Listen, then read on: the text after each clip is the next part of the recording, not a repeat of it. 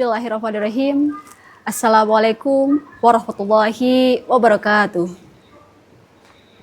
Alhamdulillahirrahmanirrahim.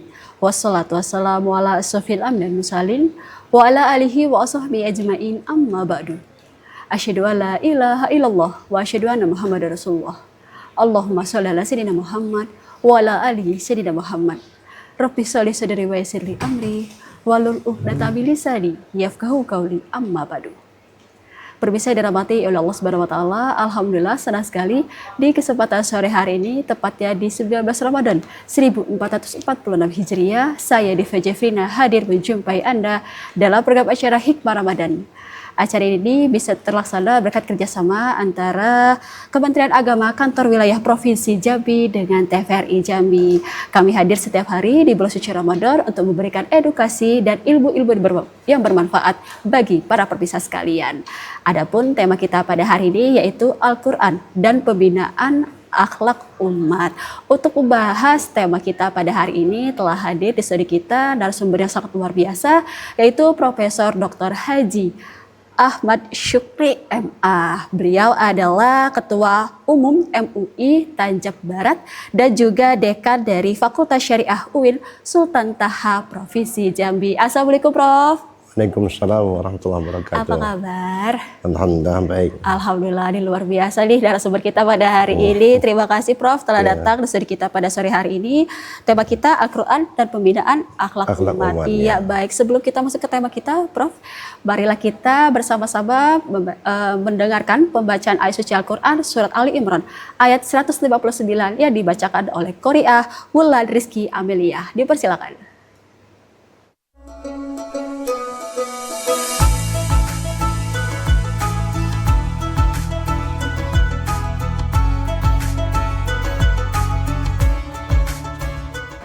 Assalamualaikum warahmatullahi wabarakatuh.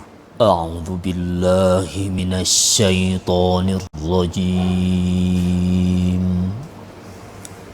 Bismillahirrahmanirrahim.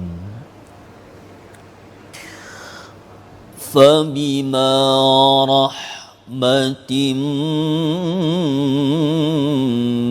minallahi linta lahum walau kunta fazzan ghalizal qalbi lanfaddu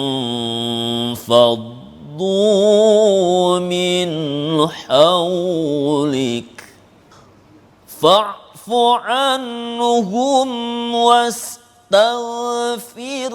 lahum washawirhum fil amr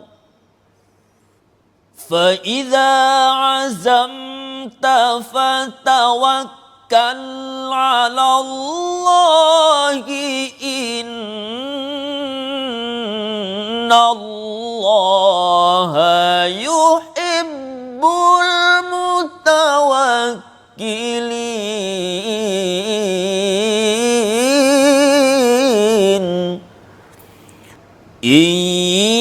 Yansurkumullahu fala ghaliba lakum wa يخذلكم فمن ذا الذي ينصركم من بعده وعلى الله فليتوكل المؤمنون.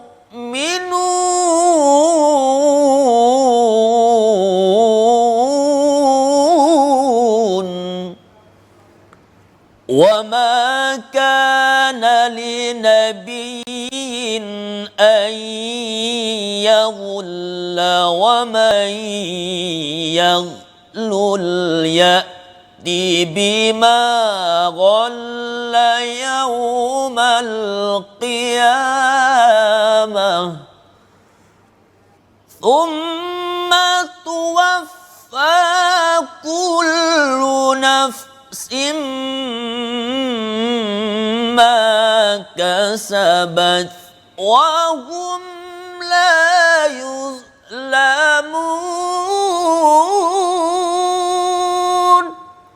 ثم توفى كل نفس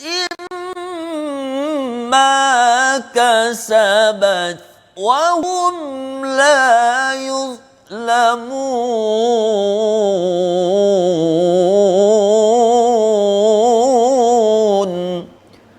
صدق الله العظيم.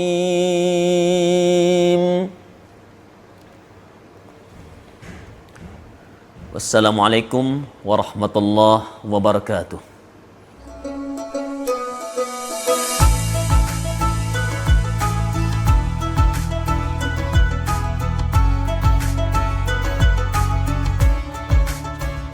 Sadaqallahul azim. Baik, Masya Allah, Tabarakallah. Tadi dibacakan oleh Qori Bahrul Jamil, yaitu pembaca surat Ali Imran ayat 160 hingga 161. Mohon maaf sebelumnya. Baik Ustadz, kita masuk ke tema kita pada hari ini, yaitu Al-Quran dan pembinaan akhlak umat. Dipersilakan Prof. Baik. Assalamualaikum warahmatullahi wabarakatuh. Waalaikumsalam. Para pemirsa PRI yang berbahagia. Alhamdulillah pada sore hari ini kita dalam keadaan sehat walafiat, masih dalam suasana puasa Ramadan pada hari yang ke-19. Semoga puasa Ramadan yang sudah kita lewati ini menjadi ibadah yang diterima di sisi Allah SWT, dan juga beberapa hari ke depan kita masih akan menyelesaikan Ramadan hingga Idul Fitri. Dalam kesempatan ini kami diberikan amanah untuk menyampaikan tema tentang Al-Quran dan pembinaan akhlak umat. Jadi ketika kita baca Al-Quran itu memang Al-Quran jadi sumber, menjadi pedoman utama dalam pembinaan akhlak. Itu tidak hanya menyangkut hukum ya, menyangkut aspek-aspek kehidupan yang lain, ekonomi, pendidikan dan yang lain-lain, juga akhlak ini yang paling penting. Maka Nabi dalam surat Al-Qalam ayat 4 disebutkan wa innaka la'ala khuluqin azim, dan sesungguhnya engkau wahai Nabi Muhammad mempunyai budi pekerti yang agung, yang mulia. Kemudian Nabi dalam hadis riwayat Imam Baihaqi dari Abu Hurairah menyebutkan innama bu'ithtu liutammima makarimal akhlaq, sesungguhnya aku diutus untuk menyempurnakan akhlak mulia. Jadi kita ini manusia ini memang ya budi pekerti itu yang menjadi tolak ukurnya ya.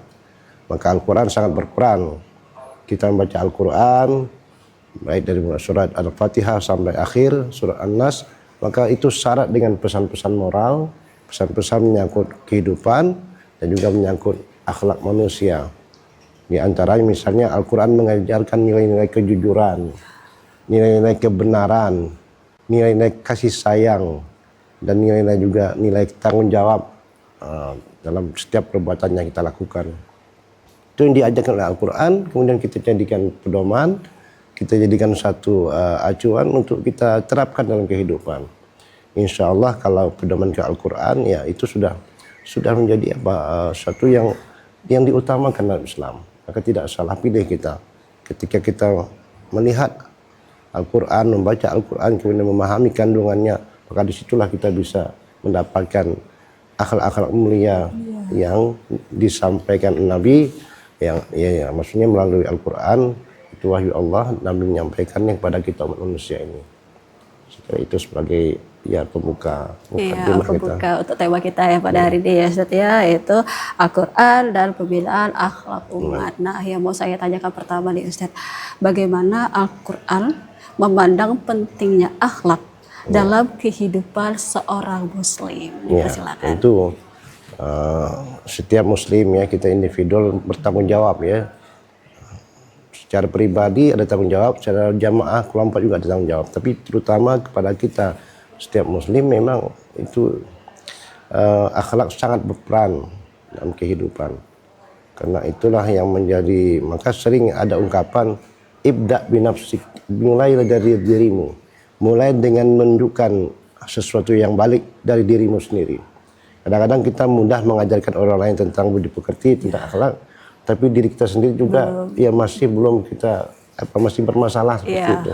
Oleh karena itu, bagaimana kita mendidik diri kita sendiri, kemudian baru mencontohkan. Hari ini mungkin kita tidak cukup dengan kata-kata ya, dengan ucapan. Orang ingin buktinya apa? Apakah dia sudah menunjukkan buktinya di lapangan yang diucapkan itu? Maka melihat dia pedoman hidup kita ini apa? Mereka meneladani. Bagaimana Rasul sebagai teladan, juga kita nanti menjadi teladan juga bagi orang lain. Terutama menunjukkan akhlak yang baik, budi pekerti yang baik. Dalam bahasa kita bisa dalam bentuk moral atau dalam bentuk etika. Misalnya dalam berbicara yang santun, dalam bergaul dengan sesama teman, dengan kolega atau dengan siapapun. Maka tunjukkanlah satu sifat, satu karakter yang di situ nampak kemuliaan sebagai seorang muslim. Apalagi bulan Ramadan ini kita kan disuruh menjaga puasa kita ya, menjaga pahala puasa kita jangan sampai rusak hanya karena ucapan kita yang tidak baik atau perbuatan kita juga yang mungkin itu lebih mengurangi pahala berpuasa. Iya, kita benar perlu sekali. ya belajar dari Suci situ. Ramadan ini kan kita dituntut untuk mendapat pahala yang berlipat ganda ya, Prof ya. Tadi kita juga memang harus menjaga omongan kita, ucapan kita, jangan sampai menjadi akhlak yang buruk di mata orang lain seperti itu ya, Prof ya. Nah, yang selanjutnya nih, Prof, apa saja nilai-nilai akhlak yang ditekankan dalam Al-Quran? Ya, kalau kita sebut apa saja itu memang banyak. Nilai itu banyak ya. Nah, tadi saya sebut nilai kejujuran, nilai kebenaran, nilai keadilan, kemudian nilai menyangkut bagaimana kita bisa membantu orang lain ya. Dalam Quran itu ada ungkapan wa ta'awanu 'alal birri wat taqwa wa la ta'awanu 'alal itsmi wal udwan. Bertolong-tolongan kamu dalam berbuat kebaikan dan takwa. Jangan bertolong-tolongan dalam hal yang sifatnya mengarah kepada perbuatan dosa atau permusuhan. Nah, itu nilai yang baik yang diajarkan Al-Quran lah. Kita praktekkan, kita laksanakan atau kita implementasikan dalam kehidupan. Itulah bagian upaya kita untuk dalam bahasa sekarang namanya membumikan Al-Quran. Di Quran dari langit tapi diturunkan ke bumi, bagaimana kita bisa mempraktekkan dalam kehidupan itu yang terbaik. Jadi juga nilai menghargai orang lain, menghormati orang lain itu juga ada nilai yang ada dalam Al-Quran. Iya, benar seperti itu ya. Memang kalau ditanya nilai-nilai apa saja memang banyak sekali ya, Prof banyak ya. Sekali, tidak bisa di satu-satu ya, Prof ya. Tapi kan secara kurang secara jelas bahwa memang banyak sekali nilai-nilai akhlak yang dapat dipetik khususnya dari Al-Quran ya, Prof ya. Bagaimana Al-Quran mengajarkan kita tentang pentingnya kesabaran. Pentingnya kesabaran. Nah, itu karena juga memang kesabaran nilai ini kesabaran tergantung itu diajarkan. dari diri sendiri. Biasanya, tidak bisa diukur dengan orang lain, hanya diri sendiri yang tahu bagaimana tentang tingkat kesabaran masing-masing individu nih. Boleh dijelaskan, Prof? Sekarang bulan Ramadan di samping disebut bulan puasa, bulan Al-Quran juga bulan kesabaran. Kesabaran dalam kalau kita puasa menahan diri tidak melakukan hal-hal yang membatalkan puasa. Kemudian juga menahan diri tidak melakukan hal-hal yang bisa membatalkan atau merusak pahala puasa. Itu perlu kesabaran. Maka ketika misalnya kadang-kadang kita dalam bergaul, berteman, kemudian ada diskusi, bahkan diskusi kadang agak berat, bahkan sampai ada perdebatan berat, maka kita akan mengatakan dengan akhlak yang sabar kita ini saya tidak bisa melanjutkan ini karena saya lagi berpuasa, ini shaimah. Itu bagian daripada usaha kita dalam Al-Quran itu sabrun jamil. Sabar itu, orang sabar itu indah gitu ya. Memang berat, tapi seperti itulah Tuhan mengajarkan. Jadi dalam konsep sabar ini dalam ajaran Islam paling tidak ada 3 yang diajarkan. Pertama, sabar dalam berbuat taat pada Allah. Kemudian sabar menjauhi yang dilarang. Yang ketiga, sabar ketika musibah. Nah, ini punya level masing-masing ini punya level masing-masing. Jadi kalau musibah itu masih yang level pertama itu. Misalnya yang taat, yang kedua yang menjauhi yang larang, yang dilarang itu yang berat itu. Nah, orang mungkinnya rajin sholat, rajin puasa itu bisa. Nah, kemudian ketika ada musibah dia bersabar. Tapi kalau sudah yang haram, nah kadang-kadang itu sangat menggoda. Bisa nggak dibersabar? Tidak melakukan yang haram. Nah, itu yang apa? Yang harus dijaga ya. Nah, jadi sekali lagi sabar juga disebut dalam Al-Quran itu. Wasta'inu bis-sabri was-salah wa innaha lakabiratun innal khashiin. Jadi jadikanlah sabar dan salat sebagai penolong. Tapi itu hanya bisa dilakukan oleh orang-orang yang khusyuk. Yang khusyuk, yang betul-betul ya mendapatkan rahmat Allah ya. Jadi orang yang betul-betul bisa menjalankan agama dengan baik. Tapi paling tidak karena kita ini sifatnya pembinaan, ada tahapan-tahapan. Baik melalui pendidikan atau melalui refleksi diri ya, kita mengevaluasi diri mana kekurangan-kekurangan kita perbaiki. Kemudian melalui pengalaman, kadang-kadang kita ada pengalaman itu mengajarkan kita ada hal-hal yang baik dan positif. Itu yang akan kita iya benar sekali. Baik Prof, kita break dulu sebentar, nanti kita sambung kembali. Baik pemirsa, jangan kemana-mana, kami akan kembali setelah pesan-pesan berikut ini.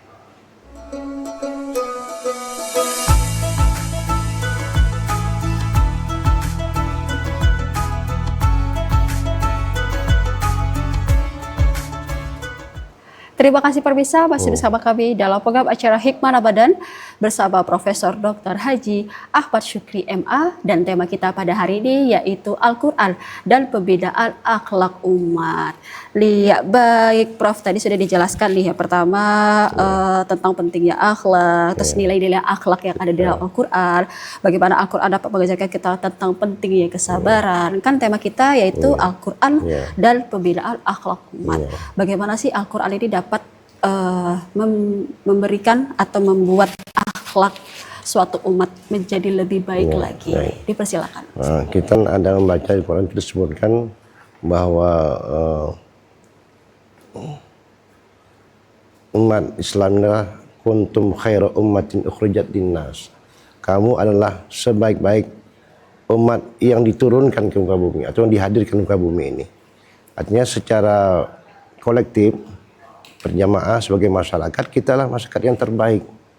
Oleh karena itu penegasan Al-Quran ini harus menjadi tantangan bagi kita.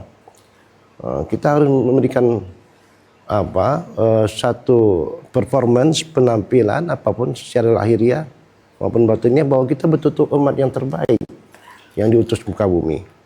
Kenapa kita dilengkapi oleh berbagai macam ajaran dari wahyu, dari hadis Nabi, juga dari perjalanan para sahabat Nabi yang sehari-hari bergaul dengan Nabi, sehingga mereka mempraktekkan, dan itu menjadi contoh teladan kita semua. Oleh karena itu sebagai satu umat kita harus punya punya tempat yang tersendiri, yang khusus ya sebagai umat Islam. Oleh karena itu mari kita bersama-sama membina akhlak umat ini, karena itu penting.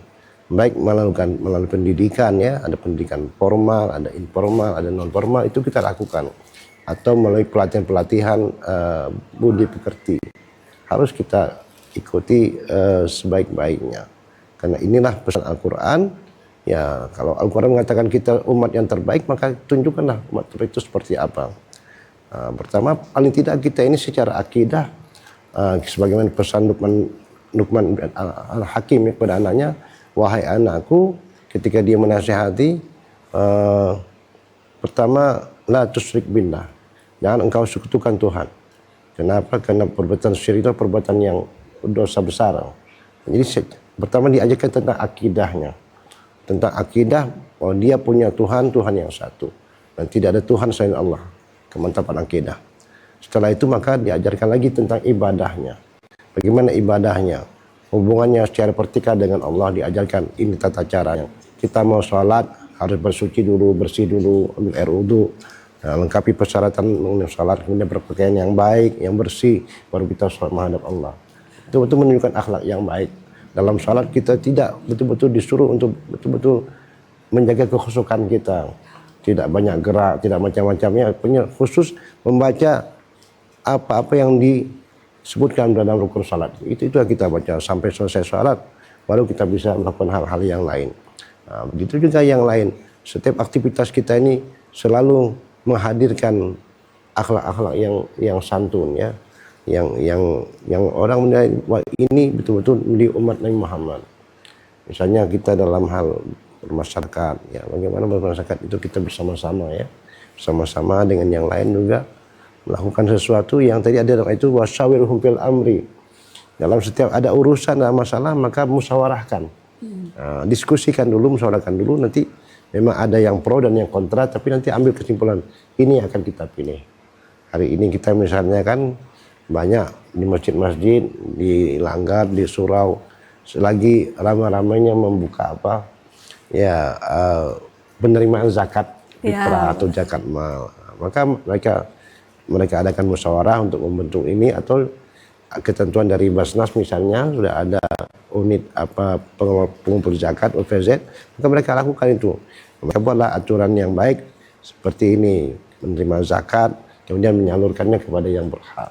Itu juga bagian dari akhlak-akhlak yang diajarkan dalam Al-Quran, dalam hadis Nabi, yang harus kita terapkan dalam kehidupan. Insya Allah kalau kita berpedoman pada ini ya, kita sekali lagi akan membuktikan bahwa betul-betul menjadi umat yang terbaik yang diutus Tuhan ke muka bumi. Iya baik, berarti tetap intinya adalah kita lebih baiknya adalah mencontoh Nabi Muhammad SAW, bagaimana beliau berkawal dengan sama sahabat-sahabatnya, sahabat-sahabatnya itu melihat akhlak dari Nabi Muhammad dan dicontohkanlah seperti itu. Dan memang akhlak ini biasanya diajarkan langsung ya seperti itu ya Prof ya, untuk anak-anak, dari orang tuanya mengajarkan bagaimana sih akhlak yang baik bagi anak-anak, dan juga jangan sampai menjerumus anaknya sendiri seperti itu, dan tidak memberikan contoh itu juga salah ya Prof ya, karena anak-anak itu kan melihat dari orang tuanya, melihat mencontoh dari orang tuanya. Misalnya orang tuanya tidak mencontohkan akhlak yang baik kepada anaknya, jadi itulah yang dicontoh oleh anaknya. Jadi sampai waktu anaknya ditanya misalnya dengan ustadz atau ustazah, kenapa kamu seperti ini, kenapa kamu tidak sholat, kenapa kamu tidak membaca Al-Quran, orang tua saya tidak membaca Al-Quran, orang tua saya tidak sholat. Jadi yang mau disalahkan siapa sebenarnya? Kan seperti itu ya Ustadz ya. Tapi juga memang anak-anak tahu sebiasanya si Ustadz mana yang baik, mana yang tidak baik, dan dicontohkanlah yang baik-baik seperti itu ya Ustadz ya. Oke baik. Nah Ustadz, bagaimana Al-Quran mengajarkan kita tentang pentingnya menghormati dan memuliakan orang tua serta guru-guru kita. Baik, bagaimana Ustaz? Ini kan setelah kita meletakkan Allah sebagai pencipta, sebagai pemelihara, sebagai Tuhan kita, kemudian kita disuruh untuk berbakti kepada kedua orang tua ya. Jadi berbuat ihsan ya. Walidaini ihsan, bagaimana kita berlaku baik dengan kedua orang tua kita, itu juga bagian dari akhlak.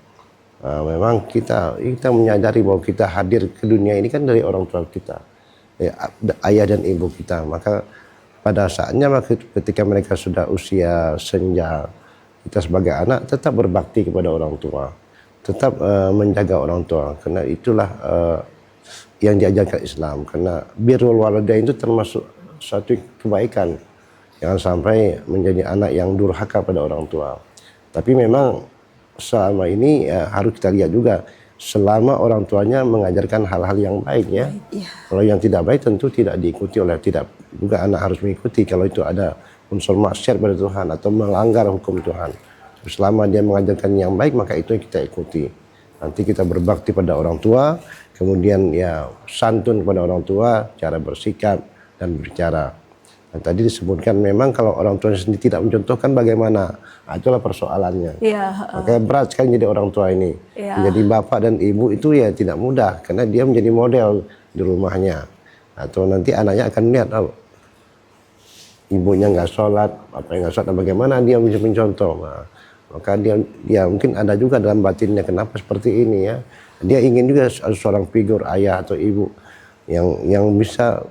Di situ ada dalam agama itu patuh dalam melaksanakan perintah agama, itu yang menjadi contohnya, sehingga ke depan itu menjadi anak yang baik, anak yang taat. Tapi insya Allah lah kita punya banyak lembaga pendidikan, rumah-rumah yang menyediakan tempat-tempat di mana kita bisa belajar di situ, dari membaca Al-Quran, membaca hadis, kemudian nilai-nilai itu diajarkan oleh guru-guru kita, dan itulah yang kita terapkan dalam kehidupan.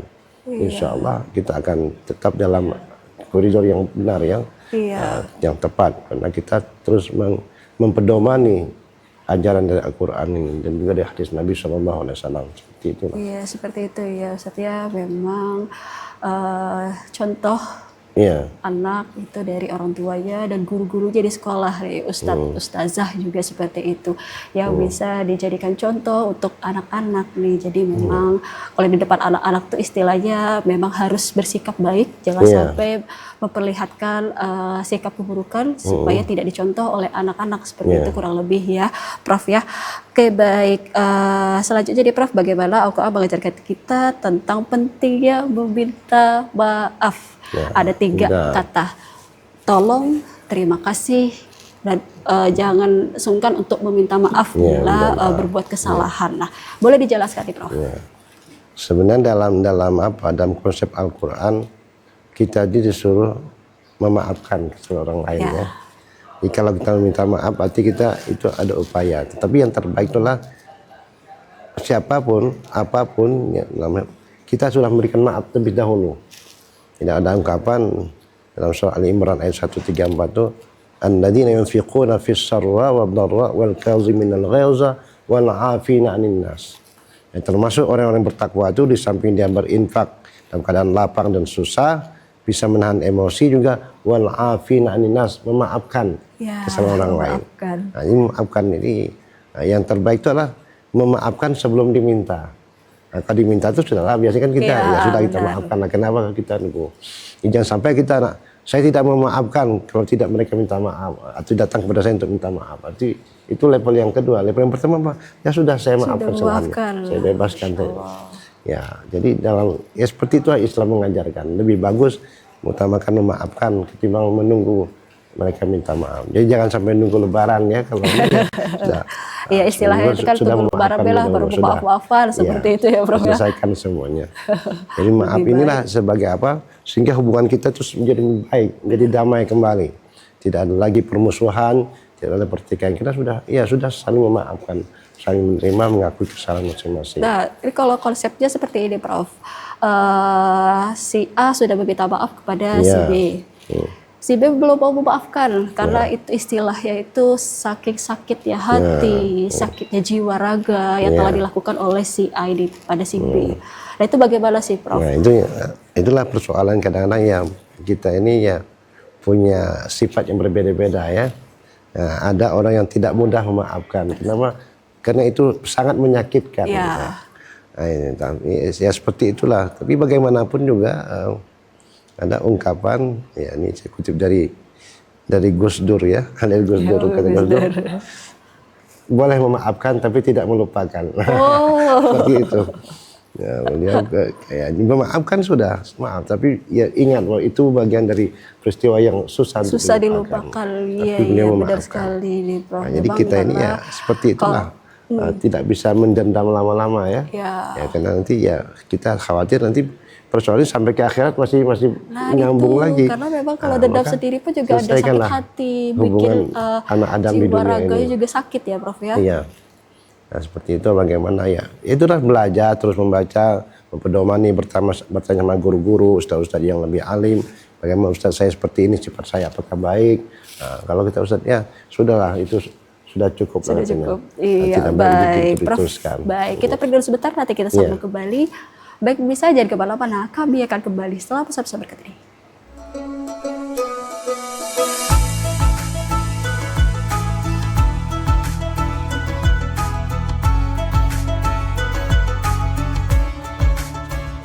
Terima kasih pemirsa, masih bersama kami dalam program acara Hikmah Ramadan dengan tema kita pada hari ini yaitu Al-Quran dan Pembinaan Akhlak Umat bersama Profesor Dr. Haji Ahmad Syukri MA. Baik Prof, pertanyaan selanjutnya yang mau saya tanyakan tentang tema kita pada hari ini yaitu tantangan dan solusi dalam membina akhlak nih. Apa saja tantangannya, terus bagaimana kita mengatasi tantangan tersebut, dan apa saja sih solusi-solusinya? Boleh diperjelaskan, silakan Prof. Ya, dalam kehidupan kita ini memang namanya tantangan ya. Setiap tantangan itu ada sesuatu yang harus kita hadapi. Setiap persoalan itu tidak bisa ditinggalkan, harus dihadapi dan diselesaikan. Nanti penyelesaian itu ada solusinya. Ya artinya begini, karena akhlak ini adalah persoalan yang memang sejak dari Islam dihadirkan ke bumi, diajarkan sampai hari ini terus diajarkan. Tetapi manusia itu punya bermacam-macam karakter ya. Maka tidak mudah. Ada yang paling mudah dengan nasihat atau dengan penyampaian secara lisan, itu sudah mengerti dan paham. Tapi ada yang tidak mau mendengar, tidak mau mematuhi, atau memang susah kita mendidiknya. Maka ini memang diperlukan kesabaran. Kesabaran bagi pendidik, bagi orang tua, bagi siapapun yang bergaul dengan orang ini, maka kita perlu mungkin banyak juga berdoa ya, berdoa pada Allah, ya Allah berikan saya kemudahan, petunjuk, bagaimana saya bisa memberikan sesuatu yang bisa melunakkan hati orang-orang yang seperti ini, yang keras. Ya kita dulu kan banyak, zaman Nabi itu banyak sahabat yang tadinya kasar dan keras, kemudian Nabi menghadapi dengan santun, dengan baik, akhirnya selesai. Jadi bagaimana solusinya? Kita tetap mendakwahkan Islam ini, mendakwahkan Islam yang baik, Islam yang benar, Islam yang mengajarkan bahwa semua yang disampaikan Al-Quran itu adalah nilai-nilai yang penting bagi manusia. Oleh karena itu tantangannya kita tetap harus menghadapi bagaimana dakwah kita mengajak umat-umat yang masih atau orang-orang yang masih belum bisa menampilkan akhlak yang baik, terus menunjukkan ya perilaku kita, kemudian akhlak kita kepada mereka bahwa kita punya niat yang baik, tidak ada niat yang lain. Mudah-mudahan mereka nanti diberikan kesadaran suatu hari kembali kepada ya bertaubat atau mereka berubah, yang tadinya mungkin tidak pemaaf, yang tadinya pemarah menjadi tidak marah lagi, seperti itulah. Kita harus tetap menghadapi ini. Tantangan ini memang berat, tapi kita harus tetap menghadapinya dan cara mendakwahkannya secara santun. Dengan cara ya dalam Al-Quran itu kita kutip surah An-Nahl ayat 125, Udu ila sabil rabbika bil hikmah wal mau'izatil hasanah wajadilhum billati ahsan. Ini ajaklah, serulah kepada jalan Tuhanmu dengan cara yang bijaksana. Ya. Misalnya bisa dengan ilmu pengetahuan, dengan cara yang santun. Kemudian wal mau'izah hasanah, dengan nasihat yang baik. Kalaupun nanti harus berdebat, berdebatlah dengan debat yang baik juga. Ini ada solusi di situ. Kayaknya diajarkan di tahapannya, sampaikan dengan cara yang bijaksana, kemudian sampaikan nasihat-nasihat yang baik. Kalaupun masih juga, mari kita diskusikan. Nah, diskusi kita dialogkan, tapi dengan dialog yang sehat. Kita tidak berdebat tanpa ujung ya. Dengan ada kesimpulan, akhirnya orang itu ya bisa menyadari, oh ini ajaran yang benar, ini ajaran yang baik, yang saya bisa lakukan untuk kehidupan saya. Kita contohkan hari kan banyak di video-video YouTube itu tentang bagaimana orang yang masuk Islam ya, mu'alaf itu. Bagaimana dia berinteraksi dengan Al-Quran, dia baca Al-Quran, dia paham Al-Quran, kemudian dia tanyakan, dia minta bimbingan. Kemudian dia berubah, menerima yang tadinya menghina Islam, mencaci Islam, tahu-tahu berubah apa 180 derajat, malah ya, langsung tunduk hatinya kepada Islam. Nah, itu dakwah-dakwah itu saya kira sangat bagus. Jadi mereka tidak kita paksakan, mereka sadar bahwa inilah mungkin agama yang benar, yang tepatnya dipilihan. Kan akhirnya dia minta bimbingan kepada guru-guru, ustaz-ustaz untuk mengarahkan dia menjadi seorang muslim yang baik. Saya kira itu contoh kehidupan hari ini ya. Banyak kita tidak bisa mengatakan orang itu ya mungkin sebelumnya berbuat jahat, berbuat tidak baik, tapi malah dia berubah. Nah, itu lebih baik dia berubah, kemudian dia memperbaiki dirinya. Dalam Al-Quran itu pesan-pesannya, kalaupun kamu berbuat buruk, berbuat jahat, nanti kamu ganti dengan kebaikan, ganti dengan kebaikan, perbaiki itulah. Kita tidak bisa mengatakan semua orang itu sempurna, semua itu ya semua baik semua, tapi ada kelemahan. Tapi ketika ada kelemahan dia memperbaiki itulah. Tetap ada niat seperti itu. Jadi tetap ada optimisme ya, harapan ke depan bahwa dia akan menjadi orang baik. Mungkin hari ini belum, tapi bertahap dia memperbaiki dirinya, perilakunya, sehingga itu menjadi ya ujungnya kita harapkan menjadi husnul khatimah juga ini. Akhir yang baik juga bagi dia. Nah, seperti itulah Islam mengajarkan. Tidak harus dipaksakan sekarang, tapi biar dia belajar, biar dia melihat bagaimana di depan matanya apapun yang terjadi, baik yang ada di tengah-tengah masyarakat maupun pada dalam lingkungan keluarganya sendiri, itulah perubahan-perubahan yang berlaku pada manusia yang tadinya keras, mungkin yang tadinya menolak, sampai dia menerima ajaran agama Islam itu. Iya, berarti memang tergantung diri sendiri lagi ya Prof ya, kalau misalnya menerima akhlak yang baik seperti itu, bahwa sudah diajarkan oleh ustadz-ustazah, guru-gurunya, memberikan dakwah akhlak yang baik itu seperti apa. Tapi misalnya mungkin ada sebelumnya dia melakukan kesalahan, dia ingin bertobat, dia bertanya kepada guru-gurunya bagaimana caranya supaya dia mendapatkan ampunan dari Allah Subhanahu wa taala, dia belajar, dia membaca Al-Qur'an, menjauhkan larangan-larangan Allah dan mengikuti semua perintah-perintah dari Allah Subhanahu wa taala. Memang akhlak ini dari diri sendiri.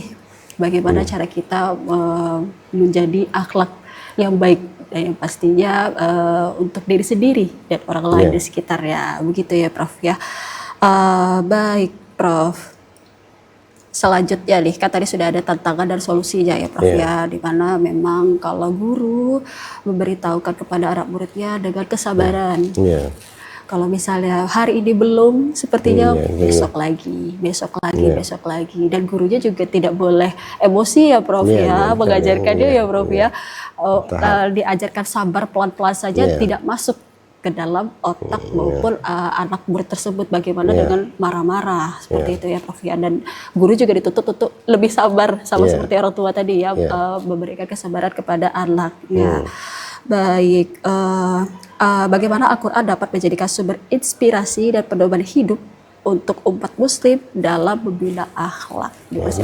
Memang kita kan terus di bulan Ramadan ini kita paling disuruh banyak baca Al-Quran ya. Yang menghatamkan Al-Quran, kemudian sambil menghatamkan juga memahami kandungannya melalui tafsir yang dijelaskan para ulama. Kita bacalah, kita renungkan, kita resapi makna-maknanya. Kemudian dari situlah timbul inspirasi nanti, inilah yang terbaik, ini yang bagus saya lakukan. Saya sudah banyak membaca Al-Quran ini, kemudian banyak penjelasan tentang Al-Quran ini, maka inilah mungkin yang saya pilih untuk saya memperbaiki diri, memperbaiki akhlak saya ke depan. Karena kita harus ingat bahwa kita ini tidak hidup selamanya ya. Kita tidak hidup selamanya, kita ada masa masing-masing, ada waktu masing-masing. Maka sebelum sampai masa kita ini, disitulah kita terus lakukan improvement, peningkatan supaya kita lebih menjadi muslim yang baik, terus seperti itu yang kita harapkan. Jangan sampai putus asa. Jangan putus asa dari rahmat Allah. Allah akan beri rahmat kita selama kita terus berusaha untuk memperbaiki. Maka ada pesan, walaupun nanti yang kita lakukan ini, in ahsantum li anfusikum. Jika kamu berbuat baik, maka kebaikan itu akan kembali pada diri kamu sendiri. Wa in asatum falaha. Itu kalau buat berjahat, balik ke kita juga. Kita berpikir, kalau saya buat jahat nanti ke saya juga kembalinya. Saya juga yang susah. Sudah, saya akan buat kebaikan, karena kebaikan itu kembali pada diri kita sendiri. Itulah mungkin menjadi bagian dari inspirasi kehidupan ini ya. Kita melihat, mempelajari Al-Quran, mempelajari dari penjelasan dari hadis-hadis Nabi, itu yang kita terus usahakan dalam kehidupan ini. Iya, baik Prof. Nah, yang mau saya tanyain selanjutnya nih tentang kesehatan dan kebersihan. Apa peran Al-Quran dalam membina akhlak umat muslim dalam hal kebersihan dan kesehatan? Itu yang penting ya. Kesehatan, kebersihan ini ada ungkapan, ada tentu hadis an-nazafatu minal iman ya. Kebersihan itu sebagian daripada iman. Makanya kita harus bersih, itulah tanda iman kita itu. Kalau misalnya mohon maaf ya, orang Islam itu katanya kotor, dekil, tidak, artinya kita tidak menunjukkan sebagai bagian dari iman kita. Iman kita tunjukkan dengan bersih diri, dengan bersih pakaian, bersih tempat untuk kita beribadah. Itulah begitu juga bersih lingkungan kita tahu itu ada yang kotor ya kita bersihkan. Seperti itu. Kemudian kebersihan ini juga mengantarkan kepada kesehatan. Kalau lingkungan kita bersih, lingkungan kita sehat, tentu kita akan mudah kita untuk bernapas mudah, udara segar, karena semua kotor sudah kita kita bersihkan seperti itu. Jadi sangat apa ya, sangat kuat hubungannya itu. Dalam konteks puasa kan Nabi yang mengatakan sumu tasihhu, berpuasalah kamu akan sehat. Nah, jadi puasa ini bagian dari istirahat juga kan. Benar. Sekian bulan, 11 bulan kita terus makan, tidak ada masa puasa. Hari ini 1 bulan puasa untuk membersihkan. Fisik kita supaya lebih sehat lagi. Jadi itu kewajibannya, ada hikmah di situ. Ya Allah tidak membebani dengan puasa itu memberatkan kita, tapi itu ada manfaat untuk kita sendiri. Kita terimalah itu sebagai perintah Allah dan akan kembali pada diri kita sendiri. Ya. Kita contohlah, kita bisa puasa sampai hari ini. Ya, walaupun tidak makan tapi alhamdulillah bisa aktivitas ya. Benar. Tidak ada kita terganggu aktivitas kita. Kalaupun harus tidur ya tidak bagus juga tidur seharian kan. Iya, benar. Tidak positif juga, akan membuat badan kita nggak sehat juga. Kenapa hanya tidur? Jadi tetap kita seperti biasa beraktivitas, kemudian lakukanlah hal-hal yang positif. Itu sudah baik ya.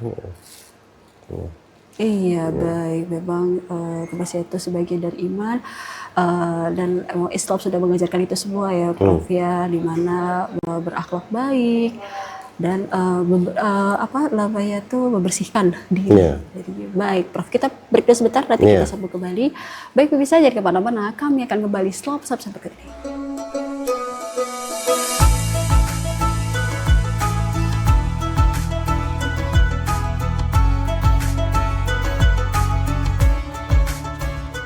Terima kasih pemirsa masih bersama kami dalam program acara Hikmah Ramadan bersama Profesor Dr. Haji Ahmad Syukri MA, dan tema kita pada hari ini yaitu Al-Quran dan pembinaan akhlak umat. Iya, baik.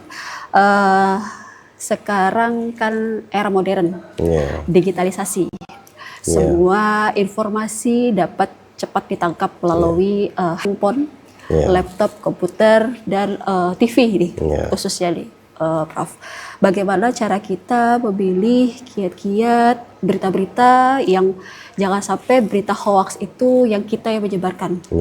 Karena memang seperti itu kan akhlak ya, Ustaz.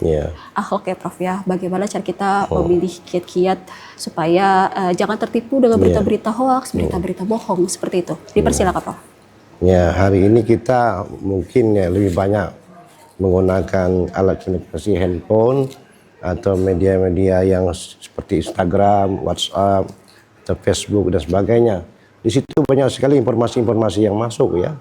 Nah, ada yang mengandung nasihat-nasihat agama, apa juga tentang akhlak dipekerti, tapi juga ada yang aspek yang lain. Nah, tentu kita sebagai muslim yang baik, kalau ini memang bagus nilainya, isinya, pesannya bagus ya kita boleh kita share dengan saudara kita. Kadang-kadang mereka silakan share, silakan, tapi tidak bisa dipaksa. Kita harus tetap selektif ya. Nah, ada yang masuk tuh lihat kita baca apapun mengenai Al-Quran, mengenai hadis, ini ada amalan segala macam. Nah, kita lihat juga ini apa yang dipesan dari amalan ini, apa yang terbaik untuk kita. Apa kita bisa sebar kepada yang lain atau tidak? Tentu kita yang paling penting sumbernya.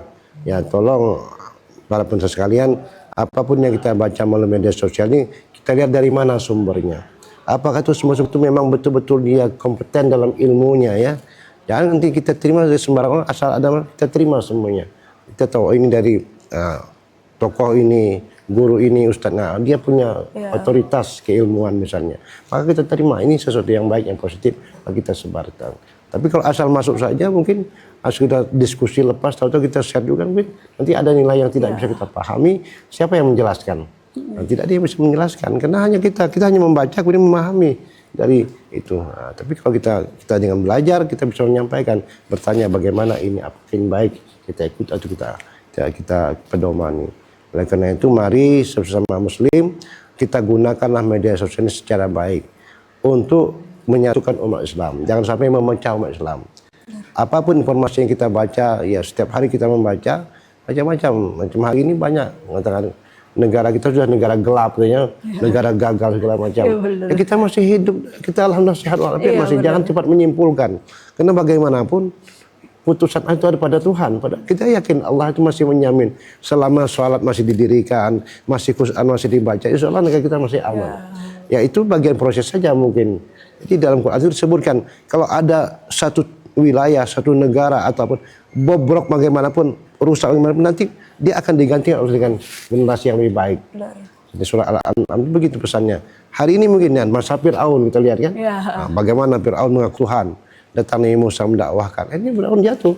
Datang lagi peradaban yang baru, datang yang baru, begitulah terusnya. Maka kita jangan cepat menyimpulkan sudah selesai. Yang bisa menentukan dunia ini kiamat hanya Allah, bukan manusia. Sukses tidak sukses itu perjalanan hidup. Tapi nanti akan ada orang-orang yang baik yang di Indonesia ini akan terus menjaga Indonesia ini dengan baik. Kita optimis lah. Hari ini mungkin ya kita bertahap memperbaiki negara kita ini. Karena banyak juga negara lain juga yang susah hidupnya. Nah, mereka hadapi. Kita yakin dengan bimbingan agama, dengan pedoman agama, insya Allah negara kita masih aman. Optimis lah seperti itu. Baik, kita, ya saya mohon maaf lah. Pemerintah kita sudah bagus lah kita. Ya tentu ada kekurangannya. Nah, kita sampaikan pesan-pesan dan mereka mendengar dan memperbaiki diri. Karena bagaimanapun mereka juga saudara kita. Nah, jangan kita kritik terbuka tapi ya membuat mereka merasa tidak nyaman ya. Sampaikan kemudian ini yang kita pesankan sebagai seorang muslim karena ingin menyatukan sama umat. Itu yang paling penting saya kira. Jangan sampai karena berita hoax jadi memutus silaturahmi kita Prof ya. Iya, baik, kita masuk ke kesimpulan Prof tentang tema kita pada hari ini yaitu Al-Qur'an dan pembinaan akhlak umat. Dipersilakan Prof. Baik, sebagai penutup dari tema kita itu tentang Al-Qur'an dan pembinaan akhlak umat. Marilah kita menjadikan Al-Qur'an sebagai pedoman utama atau sumber utama untuk merujuk akhlak-akhlak yang terbaik yang harus kita tampilkan di muka bumi ini. Ketika kita dalam persoalan apapun maka kita kembali kepada Al-Quran, kemudian minta nasihat dari Al-Quran. Jadi bacalah Al-Quran seakan-akan itu turun kepada kita sendiri. Itu kata Sayyidina Ali. Baca Al-Quran kan kita yang menerima Al-Quran dan kita belajar Al-Quran untuk menasihati diri kita sendiri. Insya Allah kalau Al-Quran yang menasihati, kita akan sadar, kita akan tahu kelemahan kita. Inilah firman yang dari Allah, wahyu yang mulia, maka kita diberi nasihat oleh wahyu ini, maka itu yang kita terima. Sekali lagi, jadikan Al-Quran sebagai pedoman dalam pembinaan akhlak umat. Insya Allah umat Islam akan tetap menjadi umat yang baik, yaitu yang kuntum khaira ummatin ukhrijat linnas. Kamu adalah umat yang terbaik yang dihadirkan di muka bumi. Sekali lagi, mungkin itu kesimpulannya, mari kita berpedoman pada Al-Quran dan jadikan Al-Quran sebagai sumber utama pembinaan akhlak umat Islam. Demikian lebih kurang ya pemirsa.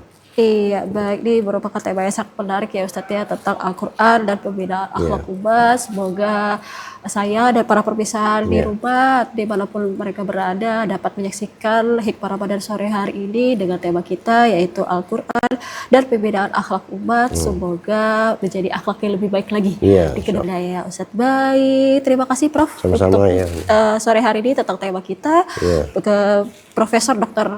Haji Ahwat Syukri MA. Beliau merupakan Ketua Umum MUI Tajab Barat dan juga sekaligus Dekan Fakultas Syariah UIN Sultan Taha Provinsi Jambi.